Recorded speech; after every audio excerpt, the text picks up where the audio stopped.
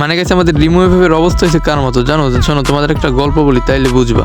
শোনো, একটা লোক ছিল, তার বাসা ছিল নদীর আশেপাশে, আর তার বউ অনেক বেশি পর্দা করতো। তো একদিন একটা কাজের জন্য ওই লোকটা নদীর ওই পারে গেছে।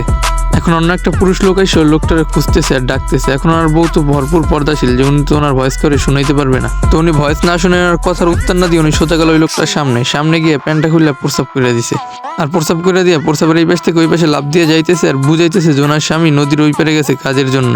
আর এই ইউএফএফ ম্যাগির বাচ্চার অবস্থা হয়েছে ঠিক একই রকম, যে অনলাইনে এসে গালাগালি করতে পারবো, চিল্লাচিল্লি করতে পারবো, উলটপালট সাউন্ড করতে পারবো। আর এখন আসছে পর্দা দেখাইতে। তো লোকজন তো ভালোভাবেই জানে যে ও কোন লেভেলের পর্দা করে আর কি পর্দা করে।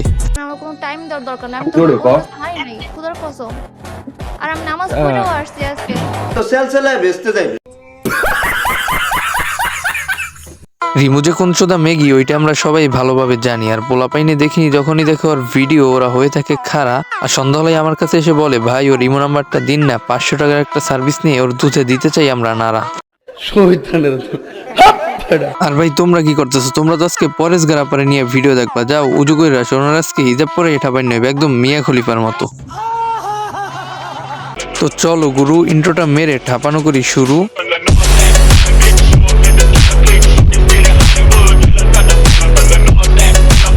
তো হে গাইস, আসসালামু আলাইকুম, কেমন আছো সবাই? আশা করি সবাই অনেক অনেক ভালো আছো। This is Shaon and welcome to Psycho FF.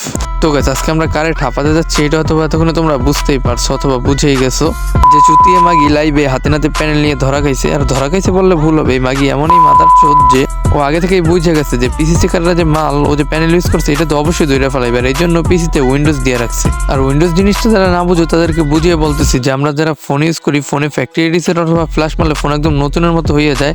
আর ঠিক সেই জিনিসটাই যদি পিসিতে অ্যাপ্লাই করা হয় তাহলে ওইটাকে উইন্ডোজ বলা হয়। আর এই ম্যাগির বাচ্চা ঠিক সেইটাই করছে, পিসিতে উইন্ডোজ মাইন্ডে রাখছে। ভাইয়া কসম আমি ব্যাপারে কিছুই জানতাম না। আমার চাচু আসছিল, আমি পিসি সম্পর্কে কিছুই বুঝি না। আপনারা যদি আমার বলেন পিসি এটার মানে কি, আমি কিছুই বলতে পারবো না। খুদার কসম আমি সেদিনকে গ্রাফিক্স কার্ড লাগাইছি, আমি আব্বু আর চাচু দুজনে মিলে আমাকে এটা কিনে দিয়েছে। আর চাচু আসছো ঢাকা থেকে, তো সেদিনকে চাচু বলছে কি আমি নিয়ে যেতে চাবো, তুমি আমি সেদিন বাসায় ছিলাম না, ফুপিতে বাসায় ছিলাম। তো চাচু নিয়ে উইন্ডোজ মাইরে আনছে, আমাকে বলে না, বলছে কি তোমার পিসি পুরো নতুন হয়ে গেছে, এইভাবে বলছো।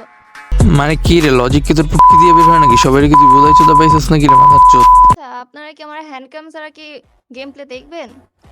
পসিবল না এটা। মানে কিভাবে বিশ্বাস করবে সবাই?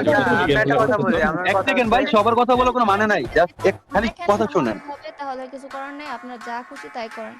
আমি আচ্ছা, একটা দেখাবো না। আমি মানে ম্যাগির বাচ্চা এখন পরেশগারগিরি দেখাইতেছে। আরে মাথা চোদ, তুই এতই পরেশগার তাহলে হারাম গেম খেলোস কিসের জন্য? আর লাইভ স্ট্রিম আইসাই বা এরকম উলটপালট সাউন্ড করস কিসের জন্য? যে সাউন্ড শুনে পোলাপানের পানি পড়ে যায়, চোখ দিয়ে না নুনু দিয়ে।